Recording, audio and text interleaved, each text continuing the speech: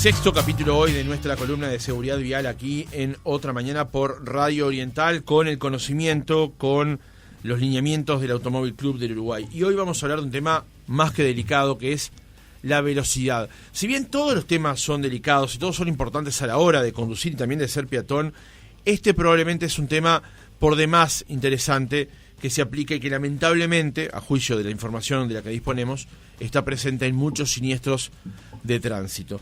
Vamos a hablar del tema de la velocidad como factor de riesgo y nos acompañan como todos los días Rosilia Rubio, que es gerenta de Relaciones Institucionales del Automóvil Club del Uruguay y también directora de la Escuela de Conducción. Rosilia, ¿cómo estás? Buen día. Buen día Francisco, buen día Roxana, buen día a toda la audiencia. Gracias por acompañarnos y también está con nosotros Marcelo Noguera, que es técnico en seguridad vial, técnico internacional en seguridad vial infantil y perito judicial en accidentología vial. ¿Cómo estás, Marcelo? Buen día. Buen día, ¿cómo andan? Bien. Gracias por acompañarnos. Bueno, velocidad como factor de riesgo. ¿De qué hablamos cuando hablamos de la velocidad? Que parece que fuera tan sencillo de explicar y resolver, pero conlleva una serie de elementos. ¿Qué es la velocidad? Bueno, la velocidad, primero entender, ¿no? ¿Qué significa factor de riesgo?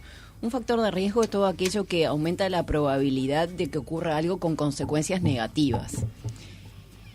Y cuando estamos hablando de la velocidad como factor de riesgo en la conducción, ¿de qué estamos hablando? ¿De qué cosas negativas pueden suceder? Uh-huh. Por ejemplo, en la pérdida de dominio del vehículo, o colisionar, o, por ejemplo, provocar un embestimiento. Todas esas cosas pueden ser provocadas por la velocidad. Y el exceso de velocidad es el mayor factor de riesgo en la conducción. Estamos hablando de que la velocidad incrementa la probabilidad de que existan estos siniestros viales, influye de manera decisiva en las consecuencias que pueden tener una colisión o un embestimiento, y también en la gravedad de las lesiones provocadas en estos siniestros. Cuando existe un exceso de velocidad, la cantidad de siniestros mortales aumenta en un 60%. Entonces, es fundamental. Creo que una vez que entendemos esta situación, podemos comprender por qué existen límites de velocidad. Claro, y es importante justamente determinar la importancia de los límites de la velocidad, tanto en el manejo en ciudad como en ruta. Exacto. Los límites de velocidad existen para salvaguardar la vida de todos los usuarios de la vía. Tanto, por supuesto, los conductores, pero también a los usuarios más vulnerables, que son los que se llevan la peor parte en un siniestro vial, ¿no? Estamos hablando de peatones, de ciclistas, de motociclistas, que por su condición no tienen elementos de protección ante un siniestro. Lo que ocurre en la vida es que muchas veces entra en conflicto ese límite de velocidad permitida con lo que es la velocidad de viaje o el tiempo de ese trayecto, que es lo que muchas veces les termina importando a los conductores. Uh-huh. Debemos tener en cuenta que en realidad ese tiempo de trayecto, esa velocidad de trayecto, no se mejora con un aumento en la velocidad o con un aumento en el límite de la velocidad, sino con medidas que contribuyan a mejorar la fluidez en el tránsito. Claro. Acá volvemos, Rosina, de alguna manera a lo que planteábamos en columnas anteriores con respecto, por ejemplo, cuando hacemos ruta A, programar el viaje y no salir apurado, sin haberlo planificado, pretendiendo descontar lo que hayamos demorado en la salida en el trayecto. Exactamente. Debemos entender que ese tiempo de trayecto empieza a verse incidido, a verse influido con lo que hagamos nosotros en la etapa previa, ¿no? Como tú comentabas, Francisco, en todo lo que es la planificación, tener bien previsto cuál va a ser nuestro destino, qué paradas vamos a necesitar realizar, dependiendo de la distancia que vamos a recorrer, planificar esas paradas para hacerlos en el mejor momento, no el momento del día en el que vamos a salir, si será el adecuado para nuestro trayecto, para el tipo de viaje que vamos a realizar, teniendo en cuenta también con quién estamos viajando, todo eso termina incidiendo en nuestra calidad de viaje y por supuesto muchas veces pretendemos compensar todo aquello que no hicimos aumentando la velocidad. Y no es lo correcto. ¿Y cuál es la diferencia entre una velocidad excesiva y una velocidad inadecuada? Bueno, la velocidad excesiva, en relación con la adecuada e inadecuada, es la que por lo general excede los límites de velocidad. La velocidad excesiva, por ejemplo, si nosotros circulamos en una zona de 40 kilómetros por hora, 45 kilómetros por hora, y circulamos a 50, estamos ya circulando a una velocidad excesiva, excedemos la velocidad reglamentaria. Por eso también está el tema de la multa por velocidad, ¿no? También la velocidad excesiva se puede considerar la velocidad que no permite al conductor controlar el vehículo ante un imprevisto. Por ejemplo, tú fíjate que si un ómnibus impacta con una motocicleta, es muy probable que el ómnibus tenga mucho más el control del vehículo y lo pueda controlar de manera más fácil. Ahora, si viene una velocidad excesiva, no debería pasar que el ómnibus, ¿verdad?, al colisionar con una moto o una bicicleta, termine subiendo la vereda y terminando arriba de la acera. Claro. ¿Por qué puede pasar eso? Y evidentemente, porque viene una velocidad excesiva que no logra controlar el vehículo.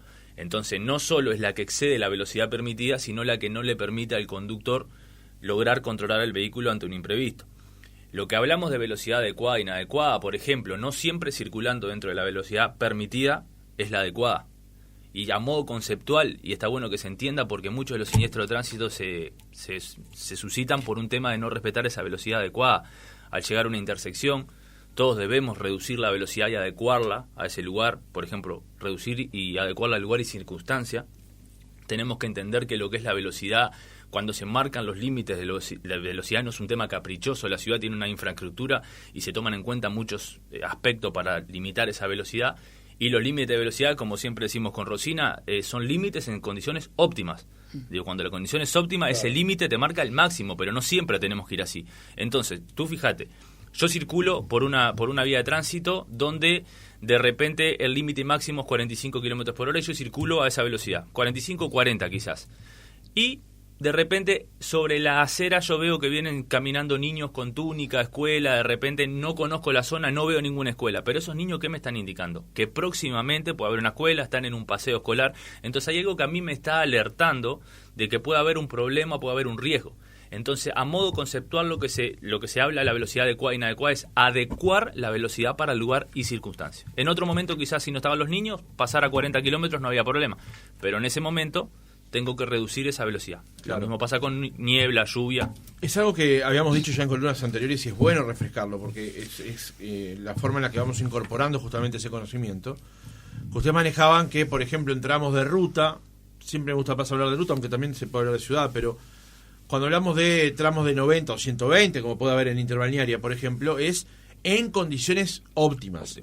En un día con lluvia o con determinadas condiciones, o con el peso del auto, por ejemplo, ir a 90 no es que uno esté obligado a ir a 90. Es el límite de velocidad máximo en óptimas condiciones, pero se puede ser prudente y deberíamos ser prudentes y conducir a una menor velocidad en esa zona, entonces. Podemos perfectamente. Es que a lo que nos referimos con esto es que, por eso, no siempre circulando al límite o dentro de la velocidad límite estamos siendo capaz adecuada para ese lugar. Bien decís tú, en una ruta que la velocidad máxima permitida en condiciones óptimas y la máxima es 90 kilómetros por hora, yo la tengo que adecuar, como nos ha pasado muchas veces consultas que nos hace. Si se aproxima una intersección, cualquier elemento que a mí me altere de un posible riesgo, yo tengo que adecuar esa velocidad. Más aún cuando hay una niebla, cuando hay lluvia, un pavimento húmedo. Digo, todas esas situaciones a nosotros nos tienen que alertar y hacer por un tema de conciencia bajar la velocidad. No porque diga 90, yo tengo que ir al límite de 90. De repente capaz que mejor en ese tramo ir a 45 o a 60 por ese efecto puntual que pasa. Lo mismo pasa con las señalizaciones de advertencia, creo que lo habíamos comentado, que no siempre porque haya una señalización de 90 y un kilómetro más adelante hay una señalización de advertencia de peligro, curva, cruce, yo tengo que bajar, no solo por reglamento, sino por un tema de conciencia, la velocidad ante ese imprevisto, ¿verdad? Uh-huh. ¿Y qué efecto tiene la velocidad en los siniestros de tránsito? Algo ya avanzamos, pero profundicemos sobre eso. Las calles, las avenidas, las rutas son todas compartidas por diferentes usuarios. Por lo general son compartidas por motociclistas, peatones, vehículos. Entonces digo, ya de por sí el riesgo que conlleva el tema del tránsito y la velocidad, cuando aumenta la velocidad en los siniestros de tránsito, va a generar lo que es la mayor lesión. Las fuerzas generadas en un impacto son, por lo general, pueden ser muy, muy grandes. Lo que pasa, lo que sucede, imagínate que un vehículo que de manera frontal colisiona contra algo que es algo rígido, que puede ser, suponemos, 55 kilómetros por hora contra un árbol, una columna, una pared. Ese vehículo va a tender a desacelerar de 55 a 0 en milésima de segundo. Por lo general esa fuerza, esa energía va a comprimir ese vehículo. Imagínate el cuerpo también, lo que es el cuerpo va a tender a desacelerar también con el auto. Digo, no hay más remedio, la masa también nos lleva a disminuir la velocidad del cuerpo. Por eso la importancia también, y cuando se hace hincapié con el tema de los cinturones de seguridad. Cuando nosotros tenemos un impacto de ese tipo, se van a producir diferentes impactos internos. Por ejemplo, tenemos el impacto del vehículo contra ese elemento. Después, una vez que el vehículo queda quieto, lo que se sigue moviendo adentro son los ocupantes del vehículo. Y una vez que nosotros quedamos quietos, lo que se sigue moviendo adentro nuestro son los órganos internos. Si nosotros no utilizáramos ese cinturón de seguridad, nosotros no podríamos evitar lo que es el segundo y el tercer impacto, lo que es el cuerpo y los órganos internos que nos genera la mayor lesión. Imagínate que la fuerza de impacto a 55 km por hora es equivalente a caer de una altura de 12 metros o de un tercer piso. La OMS ha hecho estudios en donde dice que la velocidad, se sostiene que la velocidad excesiva participan en 40% de lo que son los siniestros de tránsito. Y hay estudios internacionales donde dicen que incrementar un 5% en la velocidad, un 5% en velocidad, incrementa el 10% de la posibilidad de lesiones graves y el 20% mortales. O sea que solo con un 5% de velocidad genera esos efectos en lo que son las lesiones. Pero un 5% de la velocidad a nosotros no nos va a generar llegar más rápido a un lugar. Imagínate, claro, a 50 kilómetros le agrega un 5%, no es nada, pero sí en las lesiones va a surgir un efecto bastante nocivo. Ahora, en esto también, más allá de que lo primero que tiene que operar en esto es la prudencia de nosotros como conductores, también vemos lo que es la importancia de los vehículos y la seguridad de los propios vehículos. Porque hemos visto pruebas, casi por ejemplo, por citar un caso, la TINENCAP, y vemos como en algunos choques frontales de algunos vehículos hay una respuesta del vehículo con las barras, con los airbags y con una serie de cosas más, y hay otros vehículos que en el choque de frente se lastima hasta el farolito de atrás. También en eso es una importancia, un detalle importante que debe tomar el chofer a la hora de comprar efectivamente el vehículo y también tener en cuenta las condiciones de seguridad que ofrece la marca, ¿no? Sí. Más allá de lo importante que es lo que nosotros operamos el vehículo, que es lo que estamos hablando ahora. Pero esta es una decisión importante a tomar cuando uno va a comprar un coche. Muchas veces cuando las personas están buscando un vehículo, priorizan otras cosas y no priorizan la seguridad. Quizás porque desconocen lo que pueden ser las consecuencias para los ocupantes de participar en un siniestro o en una colisión, como explicaba recién Marcelo. Muchas veces priorizamos el confort interno, la pantalla multimedia, el consumo, y no estamos priorizando de repente algunos otros elementos que pueden hacer la diferencia entre la vida y la muerte, claro, ¿no?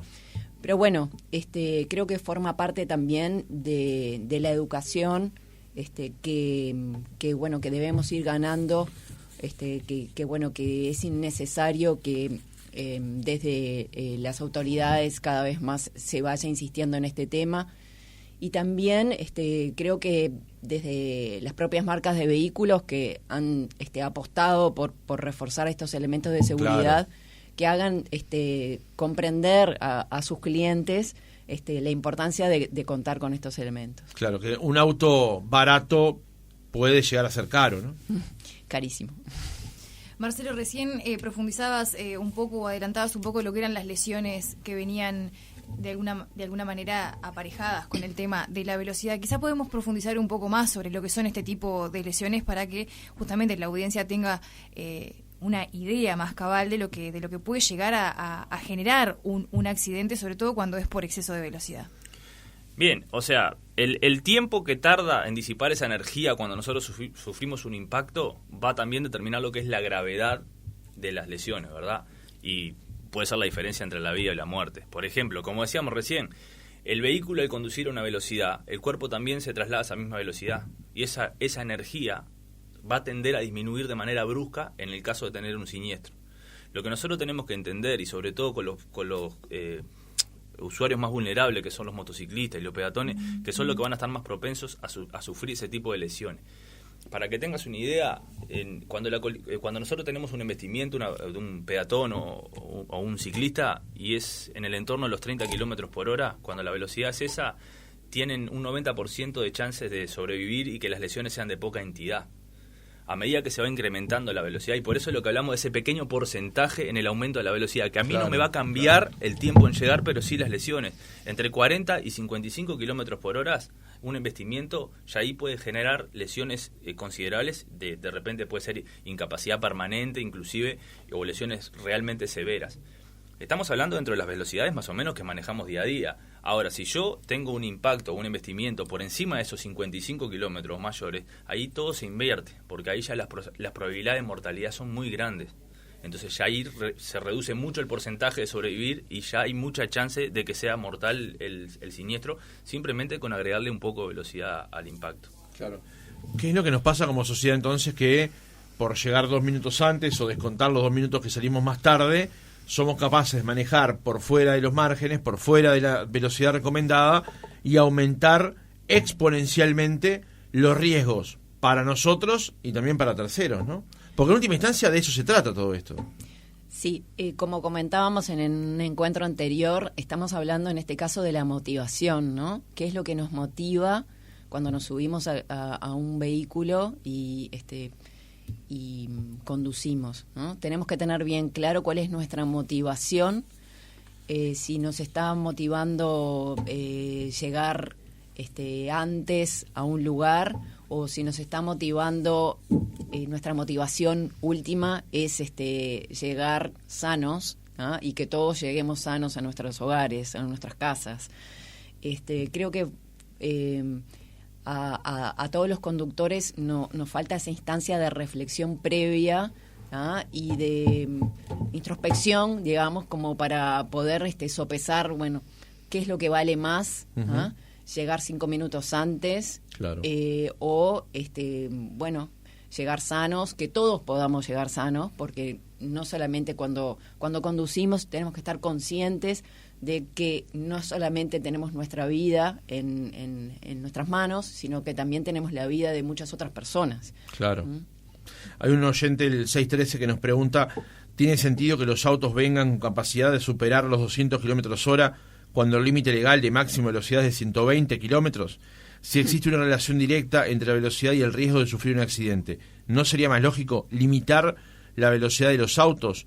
Dice Beethoven desde San José. Esto partía de lo que planteábamos recién con respecto a la vinculación de la industria, eventualmente la industria automotriz, también con la derivación que tiene con coches más potentes y también con coches menos seguros, ¿no? Sí, los vehículos que alcanzan ese tipo de velocidades evidentemente están diseñados para otro tipo de carreteras, claro, o de vías, claro, que no son las que existen en nuestro país, ¿ah? Es claro que no sería un vehículo que podría circular a esas velocidades en nuestro país en forma segura. Claro. Personalmente no le encuentro mucho sentido comprar ese tipo de vehículos para nuestro país. Sí. Lo que pasa es que nosotros tenemos que entender que en Uruguay no tenemos autopista. En otros países sí tienen autopista y el límite de velocidad es superior al que manejamos, claro, en nuestro país. El máximo en nuestro país, en ruta, en algún caso excepcional, 110 kilómetros por hora, no mayor a eso. Entonces, entender eso también, que el vehículo muchas veces, si viene de otro mercado que entra a nuestro país, en realidad el límite lo tenemos que poner nosotros. Si la norma exige una limitación de velocidad y la tenemos que respetar, siempre poner en la balanza lo que es la seguridad. Yo porque me permite a 90 kilómetros por hora, no voy a ir siempre al límite mayor. Entonces, no tiene mucho sentido entender, o sea, entiendo la pregunta del usuario, pero no sería acomplejable al Uruguay. ¿Por qué? Porque el límite de velocidad del Uruguay es así y todos los vehículos van a venir mayor a esa velocidad. Entonces, el límite me lo pongo yo soy el consciente que tengo que saber hasta cuándo me tengo que limitar. Claro, si entramos de 45 vamos a 60 y de 60 a 70, el de 90 ya vamos remando a 100 y el de 120 a 150, no hay forma. Pero también yo entiendo lo que dice el oyente y hasta cierto punto lo comparto. Y otra cosa que me preocupa es, como usuario de la ciudad de Montevideo, como chofer en la ciudad de Montevideo, cómo hay algunas zonas donde, por ejemplo, la Intendencia lo quiere transformar en una especie de paseo o vía, como puede ser la Rambla, y los que están necesitados de llegar a su casa o al trabajo usan la Rambla como una vía casi expresa, ¿no? No hay autopistas en Uruguay, No, claro. pero es la vía más rápida que nos permite llegar desde la zona más densamente poblada al lugar de trabajo, como es el centro de Ciudad Vieja. También está allí ese debate que se da en la propia ciudad con su ordenamiento interno, ¿no? Cerramos la columna de hoy. Gracias por habernos acompañado, Rosina Rubio, Marcelo Noguera, gracias por haber estado hoy con nosotros. Muchas gracias, Francisco, muchas gracias, Roxana, hasta la próxima. Muchas gracias.